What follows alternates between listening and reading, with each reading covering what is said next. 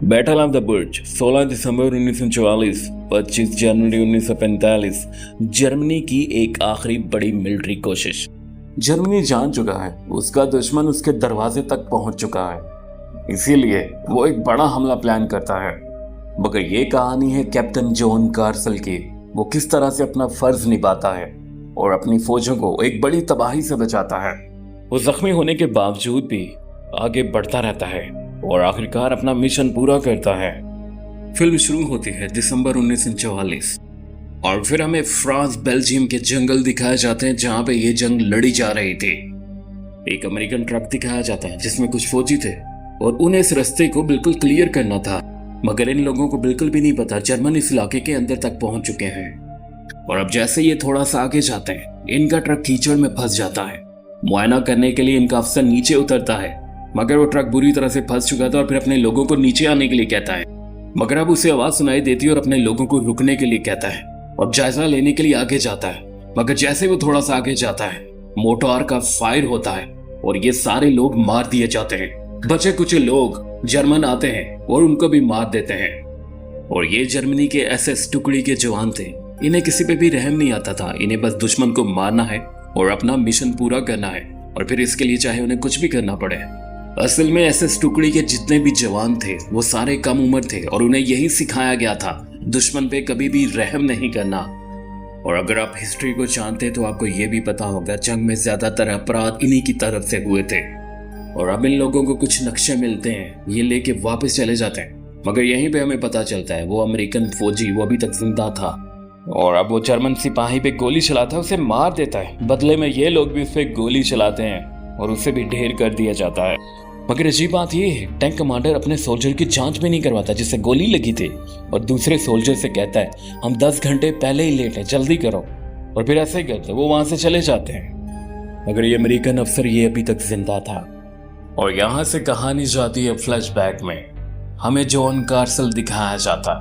वो एक औरत के पास आया है और उससे कहता है मैं पेंशन प्लान के बारे में आपसे बात करने आया हूँ। मगर वो औरत उसे ज्यादा दिलचस्पी नहीं दिखाती। मगर जॉन फिर उससे कहता है मैं आपका ज्यादा वक्त नहीं लूंगा मैम।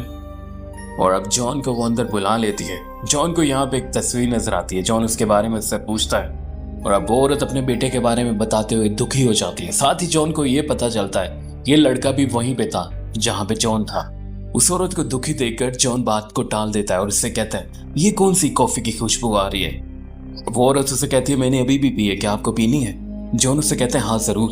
और फिर वो औरत उसके लिए कॉफी लेने के लिए जाती है और कुछ देर के बाद वो औरत उसे कॉफी देती है। मगर साफ दिख रहा था वो जॉन को कुछ ज्यादा पसंद नहीं करती और जॉन भी अजीब काम कर रहा था, कॉफी में शराब मिला रहा था। मगर यहीं पर सीन कट होता है और जॉन हमें फील्ड में दिखाया जाता है। और फिर एक अमेरिकन अफसर जॉन के पास आता है। जॉन के लिए एक नया काम था।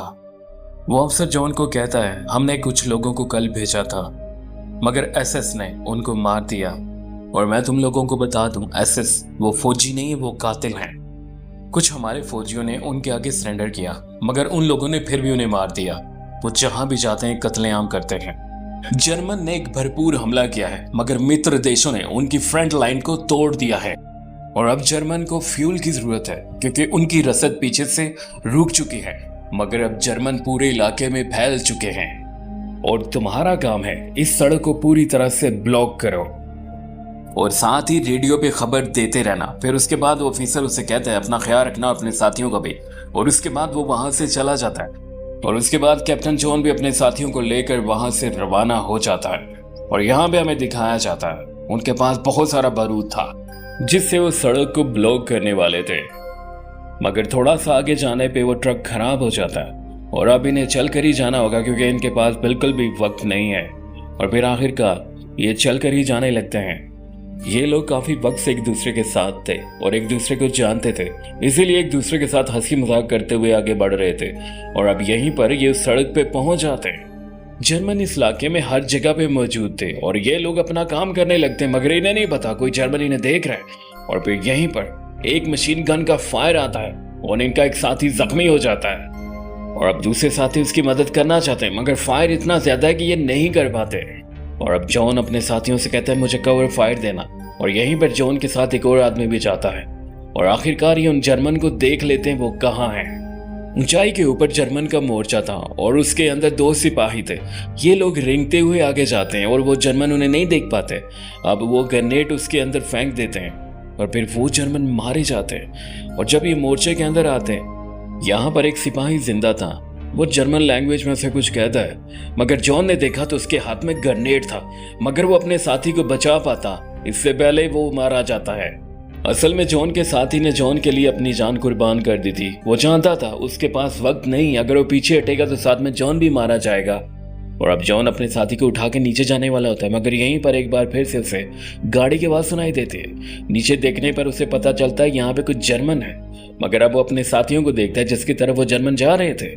मगर जर्मन के पहुंचने से पहले वो अपना काम खत्म करके एक जगह पे छुप जाते हैं। मगर यहीं पर वो जर्मन गाड़ी जब जाती है तो उनके सामने रुक जाती है और अब वो नीचे उतरते हैं। और अब इधर जॉन को भी स्नाइपर गन मिल जाती है। वो उन पे तान देता है, मगर अब जर्मन इसे देख लेते हैं, उस पे फायर खोल देते हैं और अब जॉन की टांग पे गोली लग जाती है। मगर अब उसके साथी वो बाहर आते हैं और उन्हें भी मार दिया जाता है। जॉन ये सब कुछ देख रहा था, मगर जर्मन वहां से फिर चले जाते हैं उनके साथियों को मार के। और अब वो कुछ नहीं कर पाता क्योंकि वो खुद भी जख्मी था। फिर उसके बाद वो नीचे आते अपने साथियों को दफना देता है और उनके बैज उतार लेता है। और वैसे तो इन्हें डॉग्स टैग कहा जाता है, जिसके ऊपर उनका नाम, उनका रैंक, उनका पता, उनके यूनिट का नाम, ये सब कुछ लिखा होता है। और अब जॉन रेडियो उठाता है, उसके बाद वो नीचे जाता है और फिर उस सड़क को वो बंद कर देता है। जॉन अपना मिशन पूरा कर चुका था, मगर अब वो जख्मी था और अब उसे चलकर ही जाना होगा। और अब वो वहां से चला जाता है और वापस ट्रक के पास आता है और फिर उसके बाद वो अपनी पट्टी करता है। और जैसे वो ट्रक में बैठता है, यहाँ पे कुछ जर्मन आ जाते हैं, मगर वो उसे नहीं देख पाते। मगर तभी रेडियो पे आवाज आती है। वो जल्दी से उसकी आवाज कम कर देता है, मगर कोई जर्मन उसकी आवाज सुन चुका था। थोड़ी देर के बाद यहाँ पे वो जर्मन उस पर हमला कर देता है, मगर जॉन उसे अंदर खींच लेता है और अब इन दोनों के बीच में हाथापाई होती है। मगर जॉन उसे जैसा तैसा करके मार देता है। और अब जॉन रेडियो पे बेस से राब्ता करता है और उन्हें बताता है मिशन पूरा हुआ, मगर साथ ही मेरे 5 साथी मारे गए हैं और मैं भी जख्मी हूँ और ट्रक भी खराब हो चुका है। और अब जॉन उनसे कहता है मुझे मदद चाहिए, मगर आगे से उसे कहा जाता है जिस इलाके में तुम हो वहां पे दुश्मन है, हम मदद नहीं भेज सकते। फिर जॉन को बताया जाता है तुम्हें रेली पॉइंट पहुंचना होगा, मगर वो यहाँ से 30 किलोमीटर दूर है। जॉन कहता है मैं ये चल के कैसे जाऊंगा, मगर आगे से कहा जाता है ये तुम्हें खुद ही करना होगा, हम मदद नहीं कर सकते। और फिर अब जॉन वहां से चल पड़ता है। अब चलते चलते एक घर के पास आ जाता है और अब शाम हो जाती है। यहाँ बहुत ज्यादा सर्दी थी, मगर वो मुर्गियों के बाड़े में चला जाता है जहाँ पे गाय भी थी। और अब जॉन जैसे ही सोने वाला होता है, तभी एक आदमी आ जाता है शॉटगन लेकर और जॉन उसे कहता है रुको रुको रुको, मैं अमेरिकन हूँ। और ये सुन के वो आदमी रुक जाता है और अब ये सुनने के बाद वो आदमी उसे घर ले जाता है और अब जॉन को खाना भी खिलाया जाता है, उसके जख्म पे पट्टी भी की जाती है। मगर इन लोगों को इंग्लिश नहीं आती, ये फ्रेंच बोलते हैं। और अब जॉन उसे इशारों में समझाता है तुम्हारा घर ये नक्शे में कहाँ है, और वो और समझ आती है। फिर उसे बताती है ये यहाँ है। और अब जॉन रेडियो पे संपर्क करता है, मगर यहीं पर जर्मन आ जाते हैं और वो लोग इसे एक छोटे से स्टोर में छुपा देते हैं। मगर जर्मन जानते हैं ये लोग यहाँ के मकामी रहने वाले हैं और ये इस पूरे इलाके को अच्छी तरह से जानते हैं। और अब वो जोर से कहते हैं इस नक्शे को देखो और मुझे बताओ अमेरिकनों का फ्यूल डिपो कहाँ है। वो औरत जानती है उसकी जान तो चली जाएगी अगर उसने ना बताया तो, मगर इससे कई बड़ी मदद वो अपनी फौज की कर जाएगी उनको डिपो का पता ना बताकर। इसीलिए वो चुप रहती है, वो कुछ नहीं बताती। और बार बार वो जर्मन उससे पूछता, मगर ना बताने के ऊपर वो उसे गोली मार देता है। और फिर जॉन बाहर आता है और इन दोनों को मार देता है और फिर उस लड़की को स्टोर में जल्दी से छुपा देता है। खिड़की से देखने पर उसे पता चलता है जर्मन घर के दूसरी तरफ है और उसे मौका मिल जाता है टैंक में घुसने का। और टैंक में ड्राइवर को वो मार देता है। फिर उसके बाद वो टैंक में चला जाता है और अब टैंक को वहां से ले जाता है और जर्मन उस पर गोलियां चलाते हैं, मगर उसका कुछ नहीं बिगाड़ पाते। और अब थोड़ा सा दूर जाने पे सड़क के बीच कुत्ता खड़ा हुआ था, मगर वो कुत्ते को नहीं मारना चाहता था, इसीलिए अपने टैंक को घुमाता है, मगर वो ज्यादा घूम जाता है और पहाड़ से नीचे गिर जाता है। और अब जॉन काफी देर बेहोश रहने के बाद जब होश में आता है, वो हैच उससे नहीं खुल पा रहा होता। फिर काफी देर कोशिश करने के बाद आखिरकार वो खुल जाता है। मगर अच्छी बात यह है जिस डॉग के लिए उसने इतना कुछ किया था वो अभी भी जिंदा था और खुश था।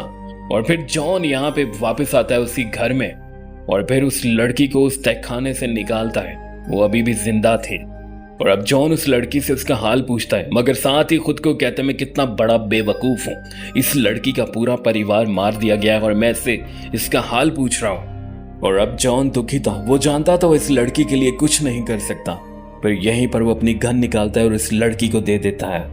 वो गन उसे इसलिए देता है कि वो खुद को मार दे, क्योंकि उसके लिए यहाँ पे कुछ भी नहीं बाकी रहा। उसके माँ बाप मारे गए हैं और ये जंग का मैदान है और यहाँ पे वो जर्मन है जो इंसानों को ऐसे मारते हैं जैसे वो किसी और दुनिया से आए हुए हैं। और आखिरकार जॉन वहां से बाहर आ जाता है। बाहर आने पे वो रोने लगता है क्योंकि वो बुरी तरह से टूट चुका था, क्योंकि अभी अभी जो हमें दिखाया गया, जो जर्मन फौजें यहाँ पे करके गए हैं, वो जंग नहीं थी, वो आम लोगों का कत्लेआम था। और फिर थोड़ा सा आगे जाने पे उसे यहाँ पे बहुत सारे जर्मन टैंक नजर आते हैं जो एक बड़ा हमला करने के लिए जा रहे थे, मगर वो रेडियो पे संदेश पहुंचा देता है। जॉन की वजह से उसकी आर्मी की बहुत बड़ी मदद हो चुकी थी और अब वो जानते थे जर्मन कहां से आ रहे हैं और अब बस 19 किलोमीटर बाकी थे। मगर यहाँ पर जॉन जब आगे आता है तो यहाँ पे बहुत सारे जर्मन मरे पड़े थे, मगर साथ ही जब वो मुड़ के देखता है तो एक गाड़ी उसी की तरफ आ रही थी। वो जल्दी से छुप जाता है और खुद को ऐसे जाहिर करता है जैसे वो मरा हुआ है। और अब जर्मन जांच करने के लिए आते हैं। जब जॉन के पास आते हैं तो एक सोल्जर उसकी घड़ी उतार लेता है, दूसरा सोल्जर उसकी गन ले जाता है, मगर जॉन के सामने जो आदमी था वो जर्मन सिपाही था और वो अभी तक जिंदा था। और अब वो अपने सिपाहियों को आवाज देने वाला होता है, उन्हें बताने वाला होता है, मगर जॉन उसे मार देता है और जर्मन वहां से चले जाते हैं। उनके जाने के बाद जॉन थोड़ा सा आगे जाता है और उसे एक घर मिलता है और यहाँ पे भी एक जर्मन सिपाही था और अब वो जॉन को मारने वाला होता है। इससे पहले जॉन उसे मार देता है और जब वो बाहर आता है तो उसे यहाँ पे टाइगर टैंक नजर आता है और अब उसे पता चलता है जर्मन ऊपर वाले कमरे में है और जॉन चुपके से वहां पे जाता है और टैंक कमांडर को सबसे पहले मार देता है। और बाकी का पूरा क्रू टैंक में मौजूद था और टैंक के लोग समझते हैं शायद उनका कमांडर आया है। वो पाँव की आवाज सुन रहे थे, मगर वो जॉन था। जॉन ग्रेनेड निकालता है और उस टैंक में डाल देता है। पूरा क्रू मारा जाता है और अब उस ट्रक के पास भी पहुंच जाता है जो हमें शुरू में दिखाया गया था। ट्रक के सारे लोग तो मारे गए थे, मगर इनमें से एक आदमी वो अभी भी जिंदा था। और फिर जॉन उससे पूछता है, जॉन उस आदमी से पूछता है क्या ये ट्रक चल सकता है। वो आदमी कहता है हाँ, पर ये फंसा हुआ है। और अब जॉन उसे पानी पिलाता है और फिर उसके बाद वो ट्रक की जंजीर को पेड़ के साथ बांध देता है। मगर यहीं पर जॉन उससे बात कर रहा होता है, तभी गोलाबारी शुरू हो जाती है और अब वो आदमी भी मारा जाता है जो जिंदा था। और फिर जॉन उसका भी लॉकेट लेकर आगे के लिए रवाना हो जाता है।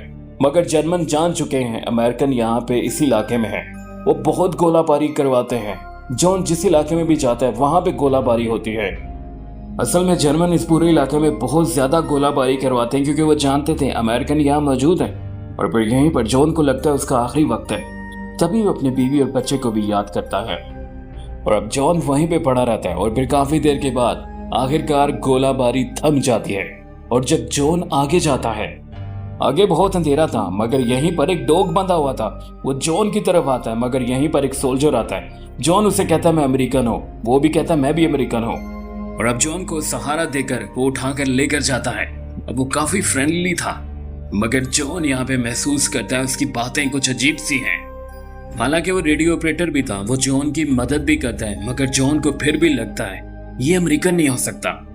और अब वो आदमी जॉन से कहता है तुम रुको, मैं अपना कुछ काम खत्म करके आता हूँ। और जब वो आदमी वहां से जाता है तो जॉन यहाँ पे छानबीन करता है। उसे सिगरेट के कुछ टुकड़े भी मिलते हैं, जिससे वो समझ जाता है ये इंसान अमेरिकन होने का नाटक कर रहा है। और जब वो आदमी वापस आता है, जॉन उसे नक्शा दिखाता है और उससे पूछता है बताओ हमारी कंपनी कहाँ कहाँ है। अगर वो अमेरिकन होता तो उसे पता होता, मगर यहीं पर वो उसे गाली देने लगता है। जॉन भी बदले में उसे गाली देता और अब जॉन उस पर गन तान देता है। मगर यहीं पर रेडियो पे मैसेज आता है, उस आदमी को वहां से भागने का मौका मिल जाता है।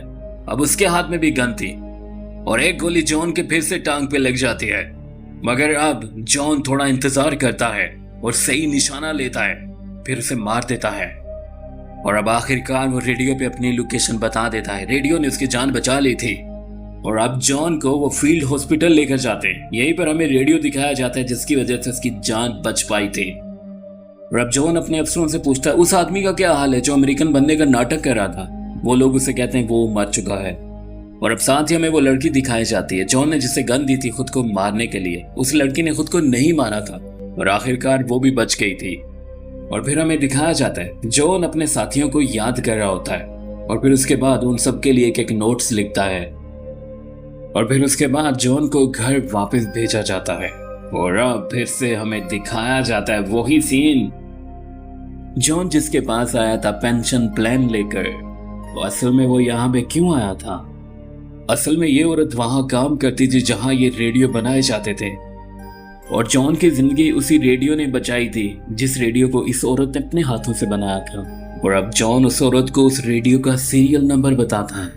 उस औरत को ये जानने के बाद रोना आ जाता है, वो भावुक हो जाती है क्योंकि इसलिए उसने जिस रेडियो को अपने हाथों से बनाया उस रेडियो ने किसी की जान बचाई थी। और फिर उसके बाद जॉन अपनी फाइल से एक चेक निकालता है, वो उस औरत को देता है। वो औरत पहले तो मजाक समझती है मगर जब उस अमाउंट को देखती है तो वो रह नहीं पाती, वो रोने लगती है क्योंकि उसका एक ही बेटा था, वो भी जंग में मारा गया था और ऊपर से उसकी पेंशन वो अभी तक रुकी हुई थी।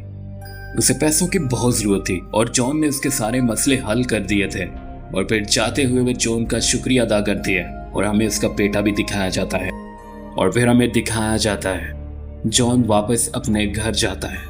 वो अपने बच्चों और बीवी से मिलकर बहुत खुश था। और फिर हमें दिखाया जाता है जॉन उसी रेडियो को देख रहा था जिस रेडियो ने उसकी जान बचाई थी। और फिर उसके बाद ये मूवी यहीं पे खत्म हो जाती है। फीडबैक में अपनी कीमती राय का इजहार जरूर कीजिएगा।